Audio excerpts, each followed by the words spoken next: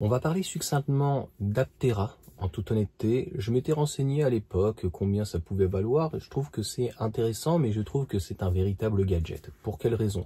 Alors le véhicule devrait pouvoir transporter 2 personnes, il y aura un petit coffre. Ça me fait penser vraiment au Fisker Océan, en un petit peu mieux au niveau du rendement. J'ai vu d'ailleurs la vidéo de Choukre Garage, mais je m'attendais à une consommation qui soit bien meilleure. Donc je crois qu'a priori on était plutôt aux alentours des 8 kWh au 100 km, ce qui n'est pas a priori très fou. Donc comme d'habitude, ils annoncent je crois au départ des chiffres de 6 kWh. Faudra surtout qu'on m'explique sur une grosse batterie qui devrait faire 60 kWh, comment ils vont réussir. Donc il y a des prouesses qui sont intéressantes, de pouvoir recharger le véhicule avec notamment des panneaux solaires. Il y a quand même une plutôt grosse batterie pour un tout petit véhicule. Il y a un prix qui peut être intéressant, il y a un style qui est intéressant, un intérieur qui est relativement minimaliste. Mais pour autant, en fait, la question est de savoir en fait à qui ça va réellement intéresser. Les pièces, la distribution, les garanties, parce que tu vois, là concrètement, tu as la jante qui est énormément sortie, enfin voilà, un accident, c'est fini, merci, merci, au revoir. Donc, ce qui est le plus flagrant, choquant, on va dire, c'est l'argument en fait de pouvoir recharger sa voiture avec du solaire. Alors on le sait, hein, notamment Fisker avait essayé, ça ne marche pas. Voilà, il faut que ça soit d'une manière très particulière. On sait très bien que en hiver il y aura rien et à partir du printemps, sauf à moins d'être en Californie ou dans le sud de la France ou à Marrakech, enfin au Maroc ou en Turquie, enfin en Méditerranée, tu comprends? Ça va être compliqué. La question n'est pas qu'il fasse chaud, la question est de l'ensoleillement finalement.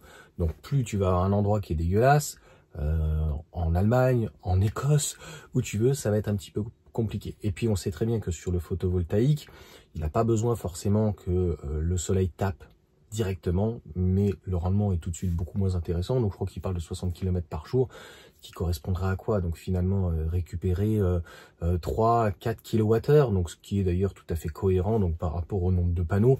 Finalement on se dit, est-ce que la voiture elle devrait pas plutôt stagner ou stationner à un endroit et puis avoir des panneaux solaires éventuellement? Sachant que j'avais regardé à l'époque, je suis pas re-allé dessus, mais le pack, parce qu'il propose plusieurs packs et des panneaux pas forcément toujours à tous les endroits, peut être intéressant. Il faut savoir, je ne sais pas quelle technologie ils utilisent, mais on est sur un rendement à peu près de 20% sur les panneaux. Et les meilleurs, je crois la NASA, c'est 40%. Donc on sait que on a un gap déjà jusqu'à 40%. Pour autant, ces panneaux-là coûtent une blinde. Donc en fait, ils seront jamais, ou en tout cas aujourd'hui, ils ne sont pas utilisés dans ce type d'utilisation. C'est un peu comme une Formule 1, quoi. Voilà, il y a très peu de choses qu'on va retrouver sur un véhicule ou pareil sur une classe S. Ça va se découler de plus en plus, donc il faudra attendre des rendements peut-être de la NASA de 50, 60, 70% sur un panneau photovoltaïque et d'avoir enfin du 30 ou 40%.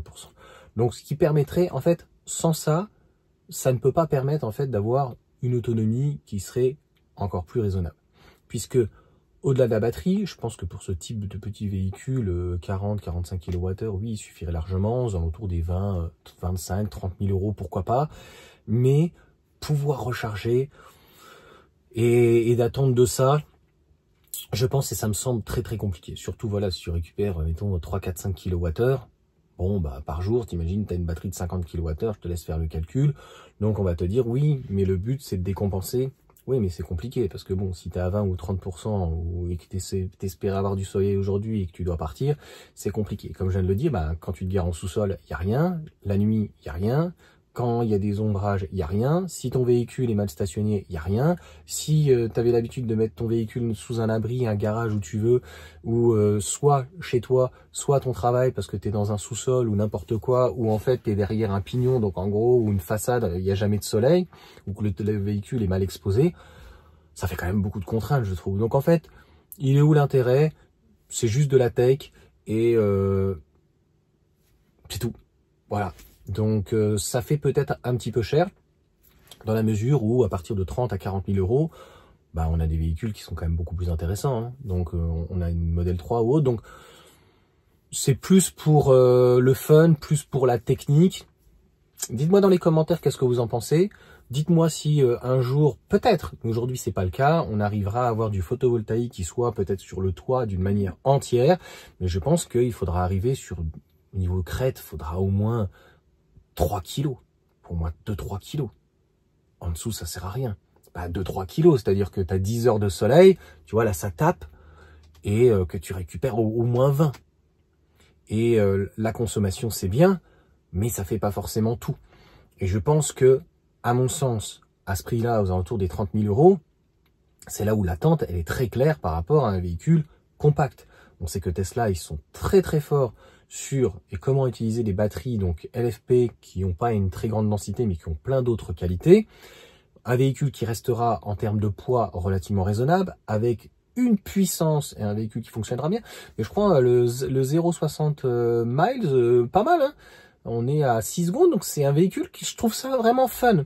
Mais ça fait peut-être un peu cher le véhicule un peu fun, tu vois. C'est un petit peu comme certains buggy, etc. Ou même pas des motos, mais des buggy que tu as à 20 ou 30 000 euros. Donc, dites-moi ce que vous en pensez. Je dis oui pour la technologie, oui pour la tech, mais d'un point de vue au niveau quotidien, je pense que c'est un gadget. Franchement, c'est un véhicule gadget. Donc en fait, j'avais envie d'un petit peu d'en parler. Moins performant, ça aurait été intéressant, tu vois, par rapport à une Citroën Ami, tu vois, un véhicule qui s'inscrit en ville. Donc, une Citroën Ami, tu vois, qui a un toit plat, un véhicule à 15 000 balles, et quelqu'un qui gare, qui est dans un immeuble, on sait souvent les gens ils se garent à l'extérieur, et que le véhicule est garé à l'extérieur, et donc que le véhicule soit rechargé, et que tu l'utilises très peu, que tu fasses 10, 20 ou 30 km par jour. Oui, là oui, ça peut être intéressant. Encore une fois, c'est pas parfait. Quand on a l'hiver qu'on a eu, pendant 3 mois, t'as pas de soleil, tu sais que là, tu ne recharges absolument rien. C'est sûr que voilà, ça fait beaucoup de si, tu vois, avec si, avec si, avec si, avec si, avec si, pour un véhicule, donc il y aura pas mal de contraintes. Et voilà, et je pense que les autonomies qui sont annoncées sont à mon sens délirantes. Et je viens de te le dire, comme pour moi, je pense que c'est plutôt un gadget, que c'est un petit véhicule, si tu veux, voilà, c'est pas fait pour aller forcément sur l'autoroute. Donc, faire 1600 km, en fait, d'une autonomie ou d'une charge, mais même 1000, quel est l'intérêt, en fait, de ce véhicule? Moi, je pense que c'est un véhicule qui s'inscrit plus en ville, ou de la balade, ou de la nationale. C'est pas un véhicule familial, d'accord? Donc, à 30 000 euros, mettons, avec les options, etc., bon, quand tu vois ce que les constructeurs chinois sont capables de faire, et si clairement Tesla pouvait faire donc un véhicule plus abordable que la Model 3 à 40 000, il n'y a pas photo. C'est une question, à mon sens, donc de polyvalence, au-delà de la technologie et tout ce genre de choses. Donc, affaire à suivre en tout cas sur le photovoltaïque, mais pour moi, c'est pas encore en tout cas assez au point. Sur ce, je vous souhaite une bonne journée. N'hésitez pas à me mettre un petit commentaire, à me dire ce que vous en pensez. Un petit pouce bien sûr, à vous abonner. Et je reste sur ma faim, vraiment sur... je pense qu'il y a quelque chose à faire. Vraiment, il y a quelque chose à faire, mais pas dans ces tarifs-là, dans ces cas-là. Ou, encore une fois, si c'est vraiment une stricte de place, il faut que ça dépasse pas 20 ou 30 000 euros. Enfin, ça fait peut-être un petit peu cher le gadget. Je sais pas. Je sais pas, mais encore une fois, il y aura peut-être un marché de niche dessus. C'est comme d'habitude, il y a un certain engouement. On l'a vu avec le Fisker Océan.